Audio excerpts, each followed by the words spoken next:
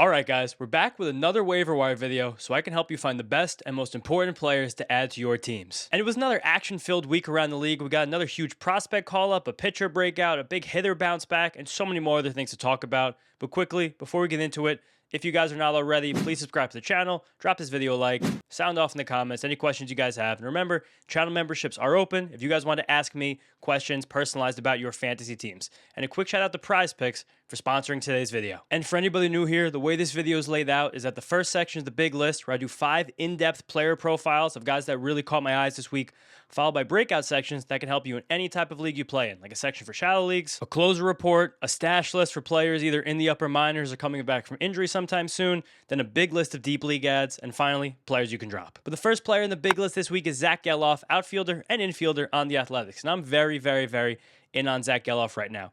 Years ago, he was a high draft pick with big-time prospect pedigree, had a great rookie season before just completely falling off a cliff. But the guy is raking right now. You can see those really nice stats above, and I believe this is real because of some changes underlying with Zach Geloff's profile and also just some things he's always had that are now shining through right now.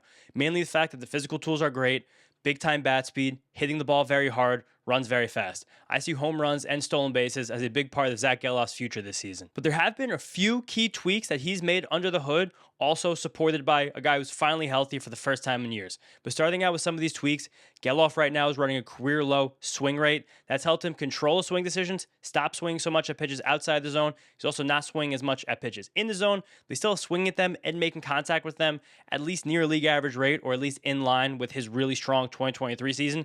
So I think the swing decisions are good enough to maintain and let those tools carry forward. The other big thing for Geloff, I think much more importantly, is that his contact rate has taken a huge step up this season, which we want that contact rate to be high. I want players who hit the ball really hard to just hit the ball more often. That's a great thing. And again, once we dig a little bit deeper, we can see that Zach Geloff's bat speed is way up compared to the last few years. His fast swing rate is up. This guy right now is just simply swinging the bat much harder. And another adjustment he's made inside of that while swinging the bat much harder is he's kind of dramatically decreased his swing tilt. And when I'm saying you're decreasing your swing tilt, he's kind of leveling out his swing. Swing a teeny bit less upward, a little bit more level. He still has a teeny bit of an uppercut, but I think for a guy that struggled to make consistent contact over the last few years, leveling out that swing, letting that bat speed do the work, really nice adjustment, and we're seeing it pay dividends. Especially in terms of literally how often his bat is hitting the ball, and the fact that he has more batted balls at the ideal attack angle, which Baseball Savant says in between 5 and 20 degrees launch angle on a ball in play. Also, funny caveat, he's making so much more contact on pitches out of the zone, like so much more. Look at the difference in outside the zone contact right here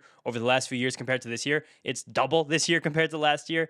And part of that is probably just more foul balls from Geloff, but also if you look at the way he's performed against balls out of the strike zone, it's actually probably meaningful in why his slash line is even better right now than it has been over the last few years. But the other thing that I think is the most important for Geloff right now is that he is finally healthy. He's dealt with a litany of issues over his professional baseball career. The biggest ones being to his left shoulder, which he tore in 2022, right before he broke out, but then he healed by the time he broke out. And then he re-injured down the stretch last year, needed another surgery on that shoulder. On top of that, when he was coming off his really strong 2023 season, he hurt his oblique in April 24. That kind of derailed that whole campaign. And then last spring, he broke his hamate bone. So in the early part of the last 2 seasons, Geloff had injuries that specifically really impact both your production and your power production as a hitter, on top of dealing with big shoulder injuries, which is also very important to a right-handed hitter's power production. Right now, just being healthy and all these changes under the hood that I'm talking about, I think there's a really strong up arrow on Geloff. The production's strong, the underlying stuff is strong, and then all of that aside, just looking at the bones of a player, he's an everyday starter on the Athletics. He was playing a lot of center field for a while, but since Henry Bolte came up, now Geloff has started at third base for them in 15 consecutive games, entering play on Friday. And in most of our fantasy leagues, he's eligible at second base, third base, and outfield. Right there, those 2 infield positions are the weakest spots in fantasy baseball. Geloff can contribute to those spots. He can contribute to your teams in many different ways. I'm incredibly in on Zach Geloff at this moment. Now, before we get to the next player on the big list, a quick word from today's sponsor. Prize Picks is America's #1 sports picks app. If you guys are not on Prize Picks yet, here's why you should be. First up, the app is super simple to use. You just pick more or less on a few player stats, lock your lineup, and you're in. That's it. No confusing strategy, no complicated interface. It's just you, your sports knowledge, and your picks. I also gotta say, I'm starting to get the hang of my baseball lineups. So you guys should follow me on the PrizePicks app with my username right down here below so you don't miss any of the picks I make. I also very much have Knicks fever right now, and looking at lineups for Saturday night, it just feels like the Cavs kind of have to win this game. So I think Donovan Mitchell will have more than 19.5 points. I also like Evan Mobley to play well at home. Role players always play much better at home in the playoffs. And OG Anunoby, 9.5 points. I think he'll definitely have more than that. And remember, you guys can follow me, my username right here, so you don't miss any of my lineups. The best part, if you're a new user, you can get $50 worth of lineups just for playing your first $5 lineup. All you have to do is download the PrizePicks app, sign up with the promo code HMA, and you're good to go. And as always, the link for that is in the description. Download the PrizePicks app, sign up with code HMA, and use my link in the description to get you there. Also, PrizePicks is available in most states: Florida, Texas, California, of course, New York. Let's go Knicks. So check out PrizePicks, use the code HMA, and please, guys, only play if you know you can do so responsibly. Next up on the big list is Colt Emerson, shortstop and also kind of a third baseman now in the Seattle Mariners. And Emerson is a massive prospect. If you look at some real life prospect lists, Emerson would be ranked probably inside the top 10 almost across the board. He still won't even turn 21 until late July this season. Like, this guy, in terms of real baseball, has a really bright future ahead of him. But I do want to caution people, and it's the reason I didn't lead this video with Emerson, that I think right now, especially at this moment, he might be a much better real-life player than fantasy performer. Which is, again, why, even after being called up last Sunday, he wasn't the headliner leader of this video. And honestly, I'm just kind of shocked he's even up this soon. Heading into this season, he'd only played 40 games in the upper minors. And again, he still won't turn 21 until July. He started last season in A-ball, high A, but like A-ball. This happened very, very fast after an injury-riddled 2024 campaign where, again, Emerson did seem like he was ascending into being a pretty consensus top 10-ish prospect. And he was totally fine this year at AAA. He wasn't tremendous. He had 7 home runs, 10 stolen bases across 38 games. He had a WRC plus that was hanging around 100 with a much higher strikeout rate than he had at any point in the minor leagues last season. And now quickly looking at his Prospect Savant page, always shout out Prospect Savant, my GOAT. He's an aggressive swinger with decent power, some speed. Again, it's a fine profile. I think he really will help the Mariners in real life, especially with what should be a plus glove to either shortstop or third base, depending on how they wind up restructuring their infield. But again, last year he did jump from high A to AAA over the course of the season, and in total it was 16 home runs, 14 stolen bases, and 840 OPS across all 3 of those levels as a 19-year-old. Again, he did hit well at every single one of those levels. And now with a handful of games under his belt in his first week as a big leaguer, he's been totally fine. He hit his first career home run, which is a great moment for the kid. But entering play on Friday, that's also his only hit so far. He's drawing a lot of walks. He's been very patient, but he's also striking out a ton, swinging and missing even more. And he has been hitting 8th or 9th in the lineup. He started out by playing third base. Now he's back to playing shortstop. Altogether, I really don't see this as a must-add player, but I definitely want to do a profile on him because of how much acclaim he has as a prospect. But would probably take me playing in a deeper 12-team league to really jump to add him. Even thinking about some of the rookies that I've been up with the last few weeks. I'm taking Henry Balte over Emerson. I'm taking AJ Ewing probably over Emerson. I think I'm still taking Carson Benj over Emerson. I'm definitely taking fellow outfielder Ryan Waldschmidt over Emerson. It's just that right now, neither the power or the speed will be a carrying tool for him. I don't think the hit tool is very good either. It seems like he's going to run a high strikeout rate and a low batting average. He will be a very solid ball player, especially if you Mariners fans in real life. I think he'll be a big boost at the bottom of the order. And over time, I think Emerson will grow into near 30 home run power with a good bit of speed. But not yet, so I'm probably leaving him be right now. Next up, the only pitcher on the big list this week is JT Ginn from the Athletics. And whoo, Ginn is coming off an unbelievable start this past Monday where he took a no-hitter into the 9th inning with 10 strikeouts.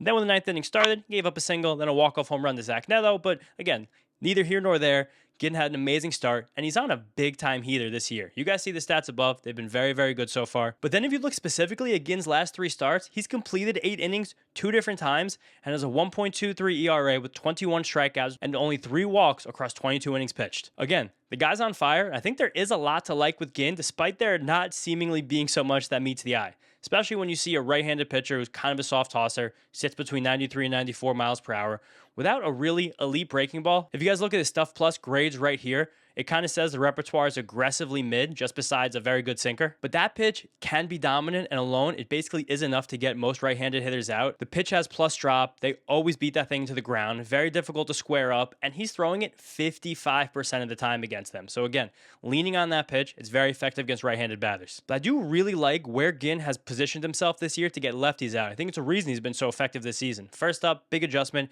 He's brought back his fastball. Again, it's not really a great pitch, doesn't have a good movement profile, and sits around 94 miles per hour, which for a right-handed pitcher is actually below league average, which is just surreal. But it does give a new wrinkle to his repertoire. It's a pitch that moves very differently than everything else. Just showing you guys this pitch plot right here, especially year by year. Adding that fastball gives something very different that hitters have to look out for. And then on top of that, he's so evenly mixing all of his pitches to left-handed batters. And even if you guys want to see a count breakdown here, look how evenly these pitches are distributed every single count, every single situation against lefties, even compared to last season, with the addition of that fastball. And just to flash this again, this is such a wildly even 5-pitch mix against lefties. You don't see something like this every single day, and most pitchers aren't able to go 5 deep and distribute them this evenly. I also really just love the command he has, especially on his cutter, how he's able to jam lefties inside with it so they can't just dive out over the plate, over those fading changeups, the backdoor sliders, or those running sinkers. It's also nice that that cutter is one of the best sword-inducing pitches in all of baseball. I love seeing JT Ginn get these ugly swings. And again, you can tell it's because a lot of these left-handed hitters are just dying to get that bat head on the outside pitch. And he's able to do so because command is so good, which is kind of the good thing and not kind of the bad thing with JT Ginn. Not that it's a bad thing, but if you guys have heard me talk a lot in this channel about starting pitchers, it's that we have a lot more trust in guys that have really great stuff than really good command, because stuff is eternal, but command can kind of fade in and out.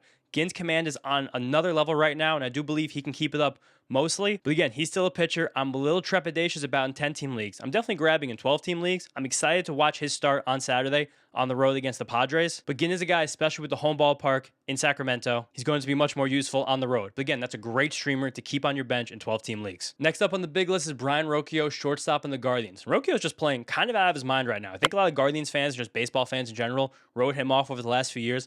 But if you look at the stats above right now, they seem pretty okay, like very solid stats for a starting shortstop Major League Baseball. If you guys have been hit to Brayan Rocchio over the last few years, these are kind of like, whoa, jaw-dropping stats. Even right now, he's halfway to his career high in home runs and 1 stolen base off his career high. So there's just a lot more production coming from Rocchio. When still, respectfully, he's a bit of a slap hitter. There's not much raw power to speak of, but he makes a lot of contact, like so much contact, even more contact than he ever made in the past. So far this season, he's cut his strikeout rate in half from around 20% to around 10%. He wasn't a qualified hitter last year, but if he was, looking at the biggest drops in strikeout rate from last season compared to this season, he'd have the 7th biggest reduction in strikeout rate, which is 9.5 percentage points. And also just by putting the bat on the ball more often, he's getting to more pull side power, he's lifting the ball a bit more. And this is a profile I faded a lot in the past, but with the way that Geraldo Perdomo produced all of last year, with the way my guy Otto Lopez has kept smacking the ball around this year, even with the way Rocchio's teammate Angel Martinez has been ridiculously hot over the last month, I do want to find myself going after some more of these contact-oriented players, just giving myself, my analysis, and my teams a different wrinkle. He plays every single day. He's moved up to 6th in the order as of Friday night. Brayan Rocchio is a real good addition right now for a 12-team league who just wants, a guy playing every day, some roster oatmeal. And last up on the big list this week is Ezekiel Duran. Mostly a utility guy, but right now he's a shortstop for the Texas Rangers. And the big key with Duran here is basically every single thing I said about Zach Gelof is going to be true about Duran, but just kind of a slightly lesser version of it. And now I'm also realizing that almost this entire big list plays in the AL West, which is kind of funny. But again, in terms of Duran, he plays all over the field. He was once a relatively highly regarded prospect with quality tools, but who in between here has had big time spurts of just inconsistency and just not being a good hitter, has kind of been shuttled back and forth to the minor leagues, has been a bench player, despite some spurts in between, again, of being very productive. No serious injuries to speak of like with Gelof, not the amazing home park that we have like Gelof, and not the same level of quality of tools like Gelof, but there are good tools here. He's basically been every single day player for the Rangers this year, just based on all the injuries they've had. And he's really making the most of that playing time with very solid stats, as you guys can see above. Solid power, very legit speed. Most importantly, a big bat speed jump compared to last season and back to his career high bat speed that he had a few years ago with a shorter swing compared to that time, as you guys can see in this table right here. He does have some chase issues and some whiff issues, but I do like the way he's responded to how pitchers are facing him this year, where he's seen far fewer pitches in the strike zone so far, but also in general, he's just swinging at less pitches. So again, I think that's a hitter who's understanding what pitchers are trying to do to him, just getting more comfortable, understanding the game, letting it move slower a bit as a multi-year big leaguer. At the end of the day, this is the Zach Gelof profile, but just like 20% less sexy, where he's eligible everywhere: first base, second base, shortstop, outfield. He has been the every single day shortstop for the Rangers with Corey Seager on the injured list. And I really like Ezekiel Duran to be a guy who can plug and play anywhere I want in a 12-team league. Now that's the end of the big list this week, but like I told you guys at the top, now we're going to jump down to the breakout section so I can help you guys in any type of league you play for. Starting out with the shallow league section, there's a list of players who are not rostered enough currently on ESPN leagues. Starting out with Bo Bichette, 74%. Bo was back to hitting. He had a really good week, finally pops some home runs. It just feels like he's getting back on track, and we really shouldn't be quitting on a 28-year-old in their prime who has this good of a track record of success like Bichette's had. Kyle Harrison, 51%. What are we doing, guys? Kyle Harrison's like a top 20 pitcher in baseball right now. Coming off another ridiculous gem against the Cubs, 11 strikeouts in 7 innings. He is unhittable right now. If we did a redraft, he'd probably be like a 5th or 6th round pick. Get on Kyle Harrison. 51% is ridiculous. Same with Connor Griffin at 50%. Guy's blazing hot right now. He's been one of the most valuable players in 5x5 leagues over the last 30 days. He is ridiculously good. On fire. I think the power's even going to come. The speed's apparent. He'll be hitting really close to the top of the Pirates batting order before long. Get him on your teams. Peyton Tolley, one of my favorite calls from the early part of the season, has been gross, pitching on Friday night, so hopefully I didn't jinx him, but 40% is too low. Same as Samuel Basayo. He's just hitting everything right now. Barely owned in a third of leagues, even a one-catcher league. Basayo's a top 12 catcher at this moment. Kyle Stowers, 30%. We've seen Kyle Stowers get very, very hot, specifically only last year, but he just hit 2 home runs in a game. It could kind of happen in a flash for Stowers. You could see him having like a 5 home run week and being like, whoa, how'd that guy get a 750 OPS back already? But I think that's kind of where he's at. Then we have Bryce Miller, 22%. He almost made the big list this week, but I kind of went with Ginn over him, and I like what those infielders are doing a little bit more than Bryce Miller right now. But a huge 2-start week coming up with the first one coming in Sacramento, which will be a challenge. The stuff has looked good in his return from yet another injury. So again, keeping an eye on Bryce Miller because next week there might be a big profile on him. Then Carson Bench on the Mets. The guy's hitting like 350 in the month of May. He just can't get out at the moment, hitting leadoff every single day in front of Bichette and Soto, helping him score a lot of runs. Logan Henderson's been very, very, very good in his return to the Brewers this year. He was a big list guy a few weeks ago. And Ryan Walshman, big list guy 2 weeks ago, has really held his own in his first few weeks in the league.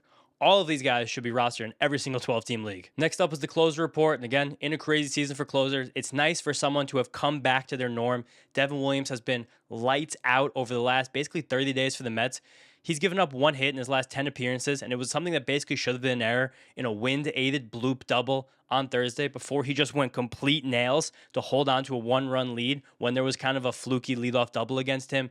He's disgusting. I've seen him kind of floating on the waiver wire in some leagues. He's completely back to normal. Good article from Will Salmon on The Athletic about him changing his hand positions, being more comfortable on the mound. And a good note that like 6 weeks ago when he was really struggling, he had a huge video session with Mets pitching coach Justin Willard. They helped him with his airbender. It's got much more horizontal movement now than it has first 5 outings this year. He's back to being a monster. Another monster, a new monster. Grant Taylor, it seems like, has usurped the White Sox closer role. This guy's kind of Mason Miller light. He throws 101 miles an hour with disgusting lift on that fastball.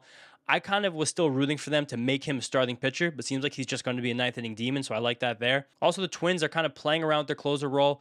Andrew Morris, who has a wide repertoire and a decent fastball, but doesn't get that many swings and misses, just got to save for them. They're kind of mixing it up with him, Luis Garcia, Taylor Rogers, but I probably objectively like Morris the most. Jacob Latz has taken the closer role in the Rangers. He's been really good at it. Latz has a really good fastball shape from the left side, but never threw that hard. Now in a bullpen role, he's gotten that fastball to 94, even 95 at times, is making it B+. Watch out for Ian Seymour if you guys play in deeper leagues. He, again, similarly, soft-tossing lefty who the Rays took out of the rotation, now are making a high-leverage reliever. He's getting holds. He just got 2 saves. He gets wins out of the pen sometimes. He's a fun high-leverage reliever spec right now. And then just a message out there, Riley O'Brien has been shaky over the last basically full month for the Cardinals. George Soriano siphoned off a save opportunity recently, so just keep an eye on who the Cardinals are using for save opportunities. Next up, we have the stash list. This has been a very important list this year just because of how aggressively teams have been promoting their prospects, even some that didn't even make the stash list because they were so shocking. But a few guys who I think will get up their major league teams this year, probably Max Clark sooner rather than later. I don't know how much the bat will translate, but I do think that we're going to have speed and contact once we get here. I still think Cade Anderson's pitching for the Mariners this year. I don't think they would have started him in Double-A if that was not the case, and he's just completely ransacking Double-A in the process, so keep a close eye on Cade Anderson. Kalen Culpepper kind of seems like any day now with the Twins. They just promoted Orlando Arcia when they sent down Royce Lewis, which was honestly crazy, but I think Culpepper is going to be a decent major leaguer once he gets up there. New addition this week, Joshua Baez, a complete monster in AAA for the Cardinals. I really think this guy's probably a top 10 prospect in baseball. I didn't think he had a shot for a call this year, but it does seem like it's going to happen at some point, especially possibly if Victor Scott gets sent down, then Nathan Church just becomes the everyday center fielder. I think they're going to wind up finding a place for Joshua Baez at the big league level, and we're going to have big-time power and speed there. And then we got Troy Melton. He's been working through a rehab assignment. There's rumors he might get some innings for the Tigers this weekend, but either way, in a deep league, I want Troy Melton on my roster. Jared Jones still working through his rehab assignment. He'll be back soon. And then, I guess, an obligatory Kodai Senga mention. I don't really like Senga that much anymore. I'm terrified of him. He started the rehab assignment. I guess if he's throwing 97, he'll be pretty good. Now we have the deep league ads. Big list this week. First one, Pedro Ramirez just called up by the Cubs on Friday with Matt Shaw going on the injured list. The reason that Ramirez is in the deep league section and not the big list is because Shaw wasn't getting that much playing time as kind of the roll around utility man, give everyone a day off kind of player for the Cubs. So with Ramirez taking his roster spot, I don't see him having a starting job. And then in this first day in the big leagues, it was a day game, but the Cubs, but Ramirez wasn't in the lineup. If Ramirez winds up playing a few games over the next week and looks like he will get regular reps, he's in the big list next week. One of the biggest prospect risers in the league this season. Going to contribute a few different positions, like the profile, but we'll wait and see. Spencer Steer, I didn't really even know if he was like a shallow league ad or a deep league ad, because he's like a slightly above average bat who's eligible to a few places and is totally back to hitting again. Walbert Urena on the Angels just missed the big list this week. He was the one dueling with JT Ginn during that no-hitter that wound up being a walk-off loss, but throws really hard, nice changeup, still want to see more. Jake Berger's back to being a very productive power hitter. Ernie Clement is doubles machine, been a slightly better than league average bat, very helpful in the deep league. I think Kobe Mayo will get hot at some point. It hasn't happened yet, but he's had spurts. There was this cool story about his dog over the last week. Physical tools and prospect pedigree are too good, though. I see him turning it around. I really like Justin Foscue in the Rangers. He's another guy who probably makes the big list next week as long as he stays in the starting job. I think he's an advanced hitter who's just really never gotten a shot. Now is a very, very, very old prospect. Jake McCarthy is hot in the Rockies, and we like Rockies hitters at the top of the order when they have games in cores. Then the Mets have a situation brewing with their rotation where they're just trying to find any way to fill innings. Tobias Myers is starting on Friday night, but Jonathan got called up, presumably to follow him. Zach Thornton also got his first taste of the big leagues this week, but he didn't look great. Still in the deep league, guys getting innings. All these guys will be getting innings on the Mets over the next week, can be moderately valuable. Daniel Susac has now taken the starting job for the Giants. I think it was a Rule 5 pick this year. Maybe they got him in some other minor trade this offseason, but he looks good. He looks like the starting guy in the wake of Patrick Bailey's departure. I like Kyle Leahy, starting pitcher in the Cardinals. It's kind of a funky righty with a good cutter and good extension. Kendry Rojas is a lefty who throws hard, who's earning a starting role with the Twins after being in more of a bulk reliever role the early part of the season. Justin Crawford's been a better than league average bat who's running a lot over the last 6 weeks. Shane Drowan on the Brewers is disgusting. I don't know if he gets himself into a starting role, but like once or twice a week, he goes 3 to 5 innings out of the pen. He's earned saves. He's earned wins. He's really nasty. The Brewers are just on a completely different level with making professional developments to these pitchers. And he's a guy from the left side, throws 95, good cutter, crazy changeup, slider. He's got a lot of weapons to get hot guys out. Esmeralyn Valdez, an exciting prospect with a good hitting profile, was called up by the Pirates ahead of their game on Friday. Definitely want to see how much playing time he gets, but a good deep league spec. Brett Baty is back to hitting. There's this kind of running joke in the Mets community that Brett Baty is Dominican at heart. And it's kind of funny that now 2 years running, Brett Baty has been deplorably bad in April, but then wind up hitting really well once May starts. So again, keep an eye on Brett Baty. Anthony Volpe's actually performed like moderately well with the Yankees. We'll see if he maintains that starting job when Jose Caballero returns. Andrew Alvarez is a long reliever of the Nationals bullpen. Just want to give a shout out to, because I watched this guy just dice the Mets for 4 innings this past week. He's pretty nasty. Who knows what happens with the Nationals, so he might get a shot to start at some point this year. Now, I've given you guys tons of players to add, so I have to give you some to drop. First, just a slew of guys who've gotten injured. Clay Holmes, Chase Dollander, Trevor Story, not good enough to hold through injuries. Edward Cabrera and Trevor Rogers, 2 pitchers I was pretty in on, much more so Cabrera than Rogers at the start of the season. Both of them pitched poorly. I've dropped both in 10-team leagues over the past week. Then a couple of hitters again who have been struggling a lot this year and are losing their starting spots. Brooks Lee, Lawrence Butler, they've been terrible, not worth holding anymore. Dansby Swanson, it might be the swan song for old Swan Son over here. It doesn't look really good at all. Foster Griffin has finally regressed back to the mean. Again, he'll probably be a mid-4s ERA pitcher, but there was some too much helium on him for what was a really good first month of the season. And then Jack Flaherty. If you guys watch this channel, you know how we describe Jack Flaherty. But thank you all so much. Another great waiver wire video in the books. I've told you guys the regular baseball content is coming. I've just been busy. Stuff's been going on in my life. I'm in a stretch right now where I have 3 different friends' weddings in 3 consecutive weekends. So a lot of running around, lots of bullshit to deal with. But I think right after Memorial Day, there's going to be a very hot week for content. I think Tuesday and then either Wednesday or Thursday and then Saturday again, there'll be a video every single one of those days. It's going to be a big week for the channel. We're changing up the style a little bit. Thank you guys so much for your support so far. I hope I keep getting that in the future. But thank you so much. I'll see you next time.